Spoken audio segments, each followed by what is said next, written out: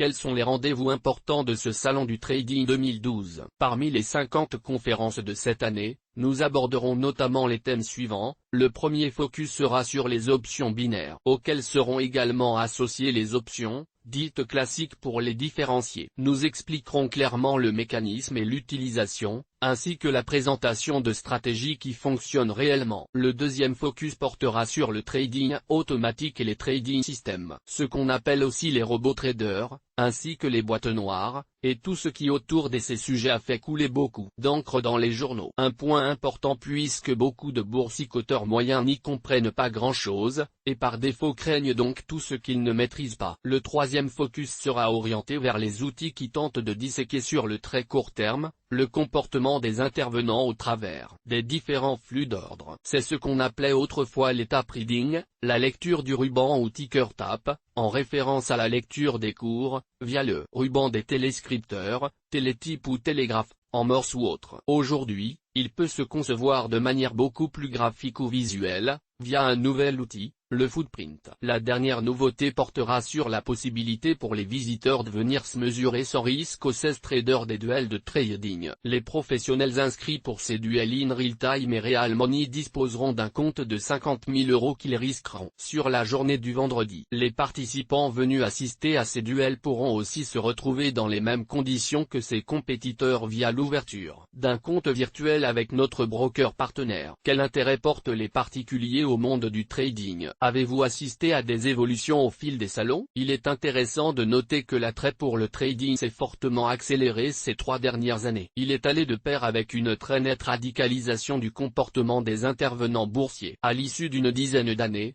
la plupart d'entre eux ont constaté que s'ils avaient conservé un comportement d'investisseur de type épargnant, ils n'auraient rien gagné, voire un peu perdu. On est loin d'une bourse, que l'on regardait au début des années 2000, comme étant le meilleur placement sur le long terme. À côté d'eux se sont toujours trouvés quelques originaux, à savoir des intervenants ayant adopté une attitude de trader et utilisant l'analyse technique pour prendre leur position. La masse des intervenants, composée essentiellement d'investisseurs, les connaissent parfaitement, et au début des années 2000, continuait encore de les brocarder, sinon de les railler. Malgré cela, au bout d'un peu plus d'une décennie, il est devenu évident que ces derniers avaient fait le bon choix, en réussissant, malgré les yo-yo répétés des marchés, à tirer leur épingle du jeu. Pour profiter des tendances relativement courtes, il était nécessaire ces dernières années, d'être plutôt réactif, voire hyper réactif.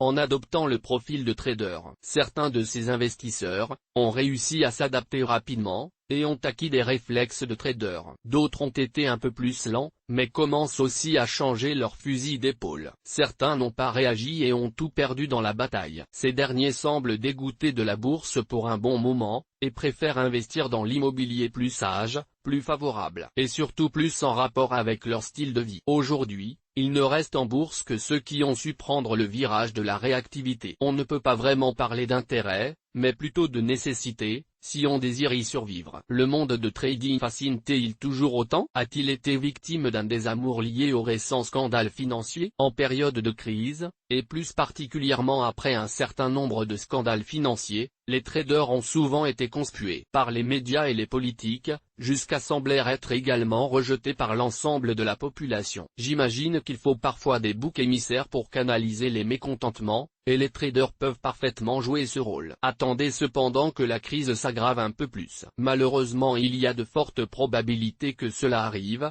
tant que rien ne sera réellement fait pour soutenir les entreprises en France. Le climat devrait se détériorer encore plus, sûrement jusqu'à se retrouver dans la même situation que l'Espagne. Vous verrez alors que les traders ne seront plus les seuls à être la cible des critiques. Peut-on imaginer malgré tout que ces professions fassent encore rêver? Pour être honnête, il est nécessaire de noter que cette animosité à l'égard des traders est déjà un peu passée de mode. On s'est vite aperçu, en tout cas je le crois, que les traders, c'est-à-dire ceux qui interviennent réellement sur les marchés, n'étaient en rien responsables ni des subprimes, ni de la crise financière, ni aujourd'hui de la crise économique. Le soufflet est donc un peu retombé. Pour ceux qui agissent en bourse, prennent des positions chaque jour, le statut de trader au sein d'une salle des marchés, restent des plus enviables. Il suffit pour s'en rendre compte de regarder différentes grandes écoles comme l'ESSEC, l'ESSEC, ou l'Université Dauphine où je suis professeur pour noter que les demandes pour accéder aux formations, Master 1 et 2 salles de marché, trading sont très demandées par les étudiants. Je crois donc que le monde du trading fascine toujours, et continuera à l'avenir de faire rêver un très grand nombre d'intervenants. Pour autant, il ne faut pas tomber dans le piège et imaginer qu'il sera facile d'y réussir. L'accès au marché, grandement simplifié par Internet,